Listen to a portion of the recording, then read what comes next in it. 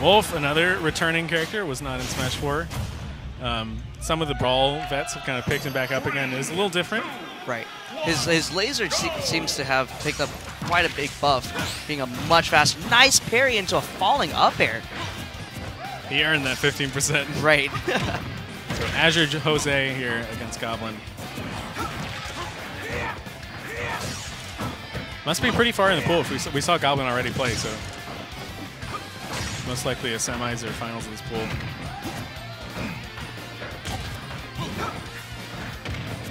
This is a stage that we haven't seen yet so far, right? This Pokemon Stadium.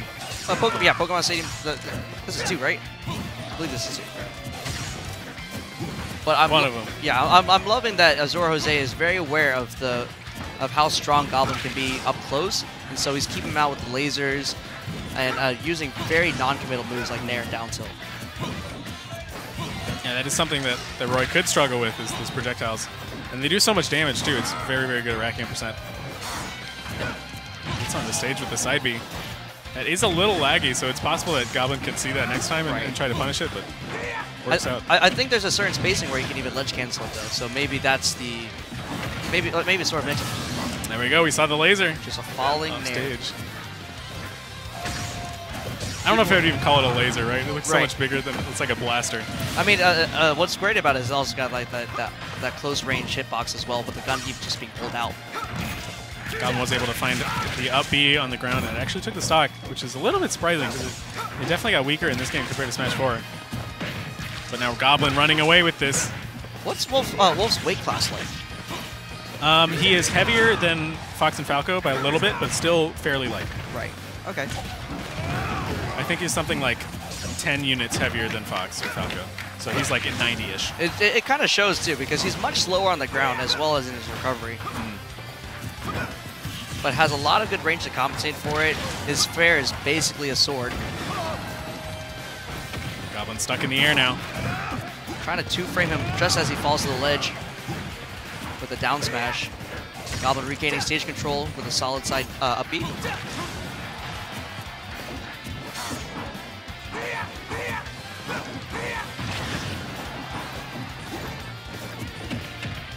Roy does not seem very oppressive on the ledge. Like when he does get the answer, it's devastating. But to cover like multiple options, it doesn't seem like that's in this kit. Yeah, and also not a character that wants to go off stage very much. Right. So it's very risky because you're always in this situation where the ledge can be reversed at any time. But I feel like Wolf is the same way, actually. Both these characters not with the greatest recovery. Right. So they're a little scared to go off stage because you could just die for it. He's parry again. Parry. I'm really excited to see all these new players and old players, just in general, coming out with these parries. It definitely seems like a very rewarding mechanic. AzureJose looking like he's running away with this game at 172, but Goblin cannot find the KO. It's surprising, too, because Roy doesn't have that same kind of struggle. There it is. As Martha Lucina, where you kind of have to just commit to a forward smash to get a kill, or just edge guard until they die. Roy does have a lot more up close kill options. Goblin's sitting at 135. This could all turn around right now, though. Nair, double fair, the grab tech. Tries to set up the dancing plate to see if Jose is going to try to come up on the stage. That shielder just missed. Oh, no. Is that it? Wow. A little early on the counter, and now AzureJose has the best spot here. Right. Goblin needs that awareness that, okay, get the tech. He got the tech. The Goblin needs that awareness to know when the startup is. Is that dash attack? Dash attack going straight up. Going straight up. What a kill option. But at 180, I'm sure there's a lot of kills, a lot of moves that would surprise us in a kill. AzureJose clutching up that first game. It looked like he was in a commanding spot, but then Goblin was not giving up easily. Finds the dash attack and now is sitting one game up. Yeah, it speaks a lot to Goblin's patience and mental fortitude, where he can keep that balance and not be pressured by, I'm very close to losing. I'm going to die. Here we go, game 2. No switching character. but we do get Battlefield instead of Pokemon Stadium. I feel like Roy and Wolf actually have a lot of the same strengths, where they just have like a lot of good range and some devastating damage as well. Now it's Goblin keeping AzureJose off stage here. I'm surprised there wasn't a punish for that. He just cannot get back to stage. Right. This is gross. Oh, he finds himself back in the middle of the stage. All right, 66 damage just out of nowhere. It might not be as flashy as these combos that just do it in one time, but that consistent ledge trapping, ledge guarding is so good, both mentally and the damage we saw. You really want to. Wow, missing the tech and getting the down smash. Those nairs are a little hard to tech because like you're not expecting the hit. You're not. Okay, resets. That was sick. He restands him with the nair and re-grabs him. That's something I have not seen in this game, is that pratfall with like hitting people off of ledges and then falling up. AzureJose was not at all shook from that the first 30 seconds of this game. A lot of composure goes into this game, where you need to stay calm. Wow. So I feel like that's a mix-up in itself, where you either kind of like go right above the stage or go directly to the ledge, because you want to make sure that your opponent does not, expect to command that ledge for free. It is a little scarier because you could get hit out of it if you go high with the side B like that. So once again, going to the ledge like that, we saw the first game. Goblin's still not able to punish it. Once again, an up B, and that'll take it. Yeah, there's a good amount of lag on side B, but it doesn't seem like it seems so quick that it's hard to react and like, oh, I gotta go punish them right now. Very similar to Fox and Falco, Illusion and Phantasm, right? It seems in theory that you should punish it, but in practice it is very hard. It should be much harder as well, just because he has the ability to go onto a platform. Whereas Fox and Falco, especially in this game where you can cancel your dash into a smash or tilt, it goes straight horizontal, you're going to go to the middle of the stage. It's a double-edged blade.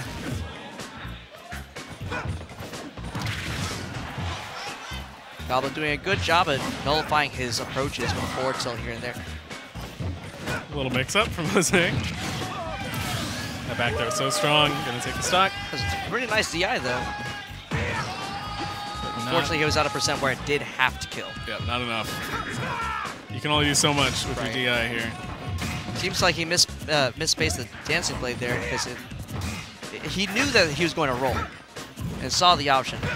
But Jose was aware just enough so that he knew that his roll couldn't be punished. Interesting option. Only a dash tech though, I feel it. I think what he was expecting from Jose there was a nair and a shield. That'll do it. Unsafe side B, we saw finally get punished. Just cut down the dog. And Roy's dash attack killing this time. That's another point of okay. I thought that was a double jump, but another point of Dancing Blade is that the amount of shield damage it does. And so with less shield health, you're more pressured to not shield, maybe spot dodge more, leave yourself vulnerable in the air more. That was a crazy up smash from AzureJose. Nice up tilt. These are gonna KO Goblin very soon. Wow! You try to go for the back air, gets caught with the nair. Can we see a kill? I feel like he has to off this conversion. Yeah. Otherwise it's no. Oh, just barely survives. So I think Goblin could be going for counters off stage, but at the same time, Wolf can change up the trajectory and the height of his recovery enough to where it's impossible, like not impossible, but very difficult to find a counter situation. The back air counters! And he was deleted from that game. Full rage counter. And in the background. Dyer giving him that CFL love, kind of thumping the stage a bit too. And that could be the turnaround that Goblin needs, right? He's kind of been losing these games the whole time. Right. It seems like AzureJose has always had the lead, except for the start of this game. Yeah. He has been pressing his advantage. He has been keeping the lead. And that's the reversal that Goblin needs. Yeah. We're definitely going to see...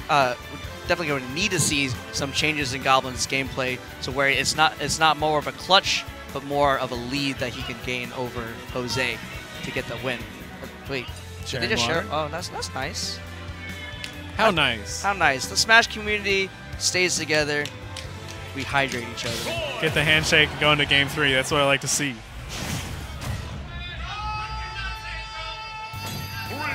Very close game so far, and here we're in Town and City for the last game.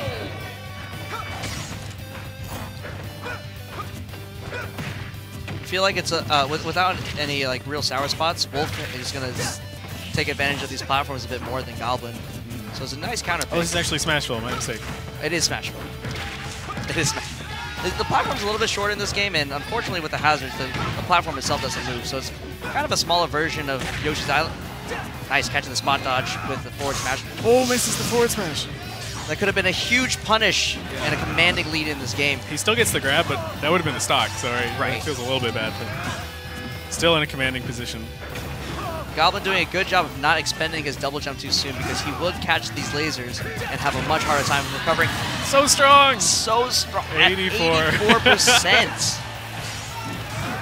It's like, I want you off my stage. You're done. It's so fast, too. That is crazy. It's not hard to confirm either because you can stop short of it if they end up shielding. Oh, just kicks him. So that down tilt, okay, so it sends them away while they're on the ledge. Yeah, but it kind of trips when they're on the ground. So that's an interesting interaction to see. And so that was a case of when you have higher percent, you have less invulnerability on the ledge. Right. So AzureJose takes advantage of that, gets the forward tilt, and now he's right back into the lead. Okay, stalls his fall a little bit there and double jumps to get to safety with the shine. It's another mix-up to add to the list that Goblin has to worry about. So it's not really a case of like a lack of matchup knowledge or anything like that. It's more of just who has more tools. So Goblin's game plan seems very straightforward, whereas Jose has a lot of different tools in his kit where he can, press an advantage here and there. Oh, those lasers are so scary off stage. I think those do like a 10% as well. Definitely more than it seems like they should. Right. So that'll be the stock again. Just 86. right about that same percent range. Just a replay of the first stock, really. Just forget the first stock happened. That was the first stock. So misses the grab there just by a couple frames. Get down tilt and back throw right off the stage. Last stock for both these players and winners.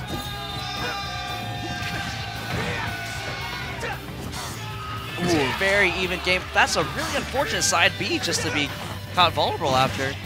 Seemed like a little mistake from Jose. Jose was keeping him off the stage for a little bit, but catches some of that up B spice coming up.